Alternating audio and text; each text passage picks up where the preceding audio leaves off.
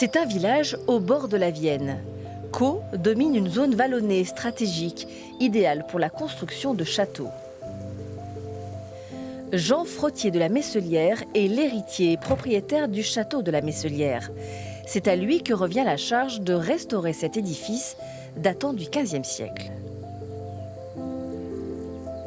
Ça fait partie de notre histoire, ça fait partie de nos valeurs quelque part. Je trouve que c'est un ensemble et une richesse archéologique, patrimoniale et certainement culturelle pour cette vallée de la Vienne et particulièrement, je vais dire, le village de Caux, quoi.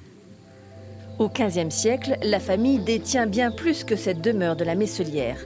À Caux, elle possède aussi le château de Fougeray, largement remanié au XIXe siècle. C'est aussi la forteresse de Chamousseau. À l'époque, elle comprend 3 tours de plus et des douves. Sans oublier un autre édifice, un couvent appelé les Cordeliers. Chamousseau et la Messelière étaient extrêmement liés sur le plan militaire, parce que sur les deux, il y avait des garnisons militaires, et ils se soutenaient l'un à l'autre. Fougeray était plus une résidence, et les Cordeliers, c'était un monastère, là où étaient enterrés les Frottiers, soit aux Cordeliers, soit dans l'église de Caux. Comme son grand-père et son père, Jean transmettra un jour le château familial à l'un de ses 8 enfants, un lieu qui leur a déjà apporté de beaux souvenirs. On avait eu des sabres laser, c'était la mode de Star Wars, donc on avait joué à la guerre des étoiles dans le château. Alors là, c'était pour un petit garçon de 12 ans, c'est super.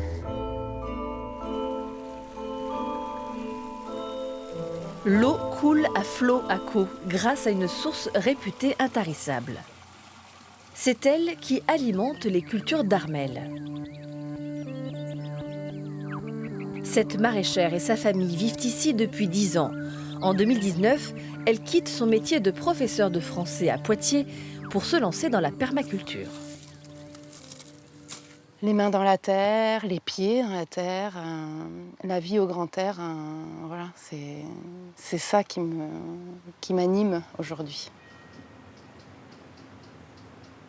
Celui-ci, c'est le concombre arménien. C'est une variété qui, plus elle grossit, plus elle est sucrée. C'est vraiment mon préféré.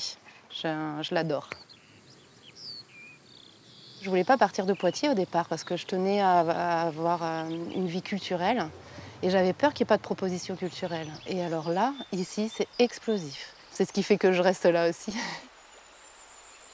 Le voilà désormais survolant la fontaine, là-bas, en haut du village. Jean de La Fontaine lui-même a fait graver sur la pierre « Si tu bois de mon eau, ne me regarde pas de haut ». Benoît déclame sur la scène du parloir du village, un lieu ouvert à tous où l'on peut lire ses textes, ses coups de cœur pour les passages d'un roman. Qui maintenant zigzague au-dessus du parloir. Je trouve qu'en écrivant des textes humoristiques sur les communes qui nous environnent, j'ai immédiatement un retour. Donc c'est à la fois gratifiant, ça me plaît, ça me motive pour continuer à écrire des scénettes. Et le plus intéressant, c'est que on rend des gens heureux. L'idée du parloir vient de ce couple de Lillois. Ils ont quitté le Nord pour changer de vie à Caux. Issus du milieu culturel, Valentine et Laurent ont eu envie d'apporter leur touche artistique. On a trouvé vraiment cet équilibre entre vie personnelle, des choses à faire, un partage avec les habitants et en plus des gens qui ont été extrêmement bienveillants, extrêmement accueillants.